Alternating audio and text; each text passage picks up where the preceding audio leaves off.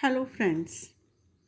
अपनी पिछली वीडियो में मैंने आपको बताया कि खुर्शेद और रूमी भावनगरी जो कि मुंबई के रहने वाले दंपत्ति थे, उनके दो बेटे विस्पी और रतु की किस तरह एक एक्सीडेंट में मृत्यु हो गई और मृत्यु के बाद उन्होंने अपने माता पिता से किस तरह संपर्क स्थापित किया और उसके बाद अपनी माता के अंदर उन्होंने कैसे एक शक्ति के द्वारा काफ़ी तरह की बातें जो जीवात्मा लोक की थी वह उनको बताई और जीवात्मा लोक में किस तरह ईश्वर ने नियम बनाए हैं और जीवात्मा जगत में कैसे आत्मा एक जाती है और किस तरह से वहाँ पर अपना समय व्यतीत करती है, यह सब कुछ उन्होंने अपनी माता के साथ शेयर किया। और उन्होंने यह भी कहा कि आप यह सब कुछ एक पुस्तक के रूप में परिवर्तित करके उसे लोगों तक जरूर पहुंचाएं, उनकी बातों को, ताकि लोगों को भी इसके बारे में ज्ञान प्राप्त हो सके। इसीलिए खुर्शेद भावनगरी ने एक पुस्तक छपवाई जिसका नाम था जीवात्मा जगत के नियम। खुर्शेद आंटी विस्पी के साथ अर्थात खुर्शेद भावनगरी जी जो थे वो अपने बेटे विस्पी की आत्मा के साथ दिन में कम से कम 2 बार, कभी कभी 3 या 4 बार भी केवल सूर्योदय और सूर्य अस्त के बीच में ही संपर्क करती थी और वे ऐसा किसी विषय या योजना के तय किए बिना ही करती थी। उन्हें विभिन्न विषयों के बारे में संदेश प्राप्त होते थे जिनके वार्तालाप के स्वर और भाषा को हूबहू उसी तरह सुरक्षित रखा गया है जैसे वे प्राप्त हुए थे। यहाँ दिए गए संदेश वे संदेश हैं जो उन्हें अंग्रेजी में प्राप्त हुए थे जबकि उनकी मातृभाषा गुजराती थी। जब विस्पी और रतु की आत्मा अपनी माता खुर्शेद भावनगरी से संपर्क स्थापित करती थी तो वे कुछ इस तरह से अपनी माता पिता से बातचीत करते थे। वो कहते थे, मेरे प्यारे मम्मी पापा, हम हैं आपके विस्पी और रतु। हम जीवात्मा जगत से पृथ्वी वासियों को आपके जरिए यह बताना चाहते हैं कि सच्ची राह पर, उस राह पर जो सर्वशक्तिमान ईश्वर की राह है, उस पर कैसे चलना चाहिए। तो मेरी प्यारी माँ, आप हमारे लिए यह किताब लिखिए और अपनी दुनिया के लोगों को जीवात्मा जगत के बारे में बताना, उन्हें ईश्वर के नियमों और कानूनों के बारे में बताना जिन्हें पृथ्वीवासी गलत समझते हैं, उन्हें बताना जीवात्मा जगत के विभिन्न लोकों के बारे में। पुरोहितों की कही हर बात का भरोसा कर लेना बिल्कुल गलत है और इसी तरह हमारे सर्वशक्तिमान ईश्वर के सच्चे न्याय के बारे में बड़े बड़े दार्शनिक जो उपदेश देते हैं उन पर भी भरोसा कर लेना गलत है। वे सब कुछ नहीं जानते। वे या आप सच तभी जान पाओगे जब आप अपनी पृथ्वी की दुनिया छोड़कर जीवात्मा जगत में जाओगे। अर्थात यहाँ पर विस्पी और रतु यह कह रहे हैं कि जो आम पंडित और आम दार्शनिक लोग ईश्वर के बारे में बातचीत करते हैं और बताते हैं कि ईश्वर क्या है, कौन है, कहाँ है, वह सब असलियत नहीं है। यह सब कुछ तो हमें तभी पता लगेगा जब हम इस पृथ्वी की दुनिया को छोड़कर जीवात्मा जगत में जाएंगे।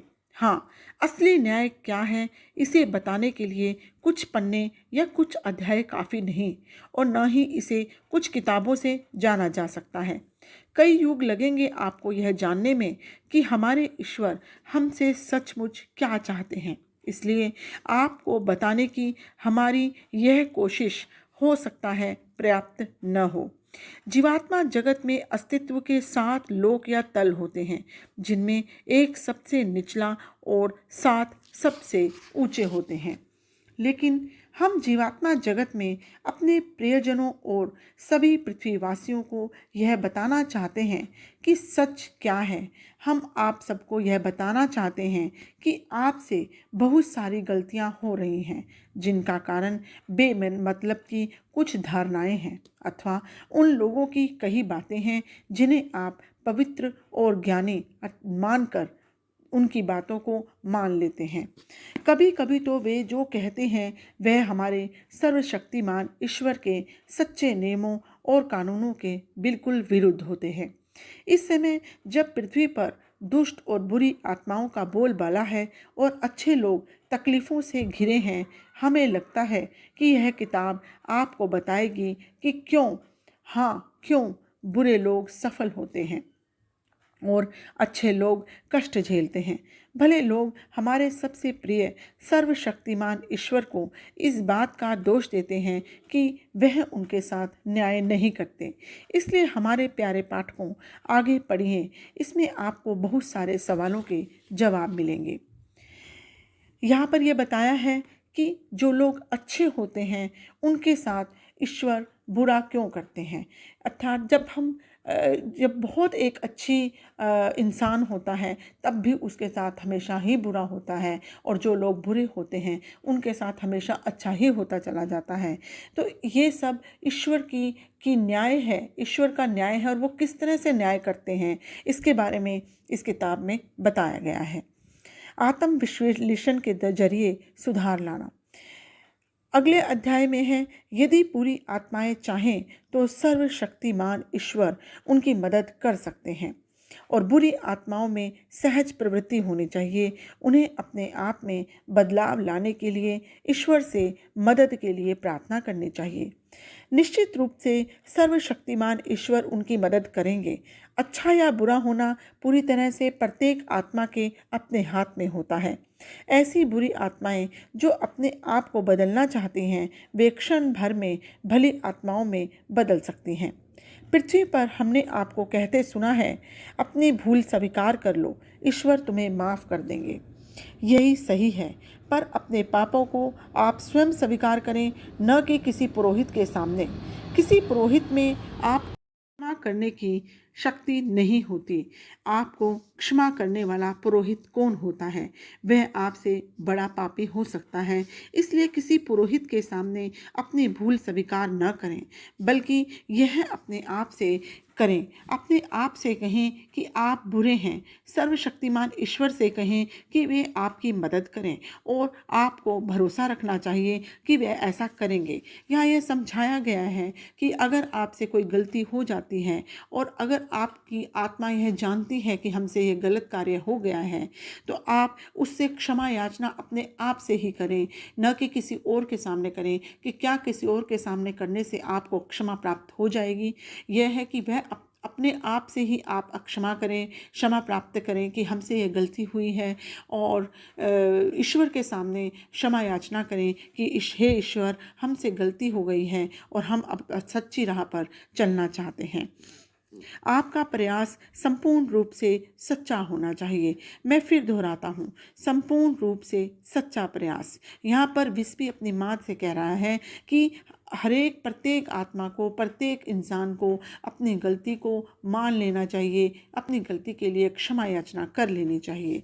यदि आप सर्वशक्तिमान ईश्वर से आधे अधूरे मन से कहते हैं तो इससे कुछ नहीं होने वाला, पर अपने परिवर्तन को लेकर यदि आप पूर्ण निष्कपट और सकारात्मक हैं तो यकीन मानिए, आप में परिवर्तन लाने में ईश्वर तुरंत आपकी सहायता करेंगे।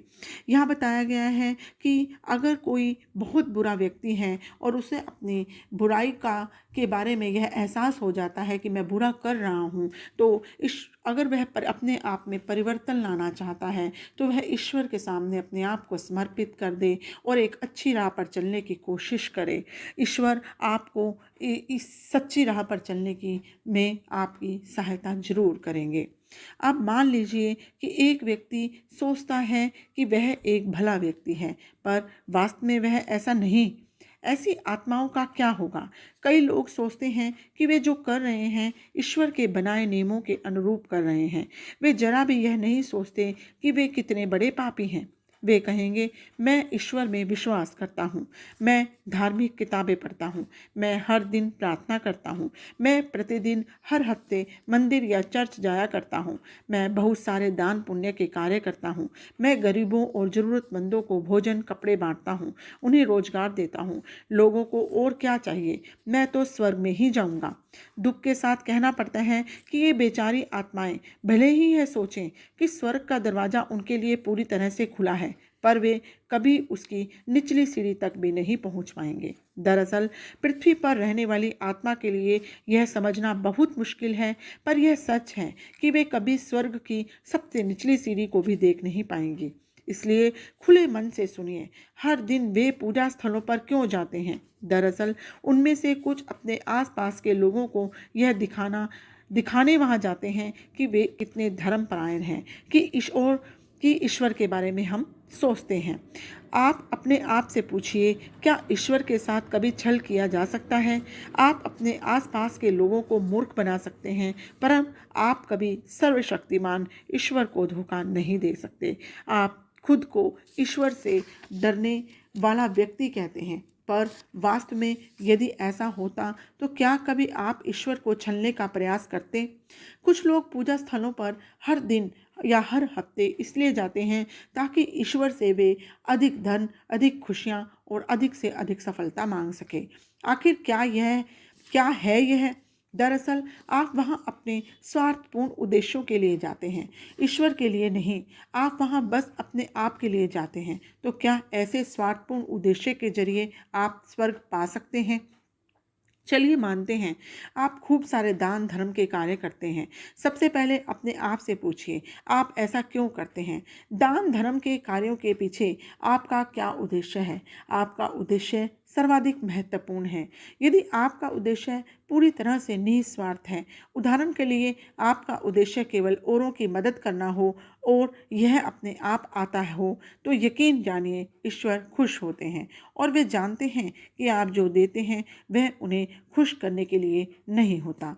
पर कल्पना कीजिए, आपका उद्देश्य यदि ईश्वर को खुश करना है और आप कहते हैं कि यदि मैं यह किसी गरीब को दूं तो ईश्वर मुझे स्वर्ग में भेजेंगे, तो यकीनन ईश्वर को आपके उद्देश्य का पता चल जाता है और आपको कभी स्वर्ग नहीं मिल सकता।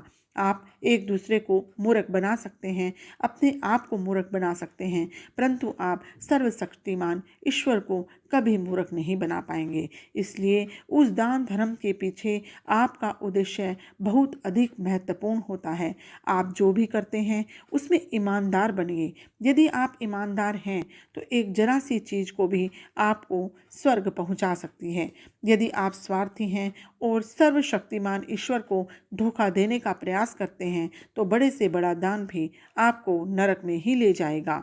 तो यह पूरी तरह से हमारे हाथों में है कि हमने क्या सोचकर किस भाव से दान करना है और किस भाव से अच्छे कार्य करने हैं। हमने यह सोचकर अगर हम कोई अच्छा कार्य करते हैं कि ऐसा करने से मैं उस गरीब की मदद कर रहा हूँ और मुझे स्वर्ग की प्राप्ति हो जाएगी, किसी की मदद करने से मुझे स्वर्ग की प्राप्ति होगी, तो यह सोचकर अगर आप करते हैं तो आपको कभी भी ईश्वर की प्राप्ति नहीं हो सकती। धन्यवाद।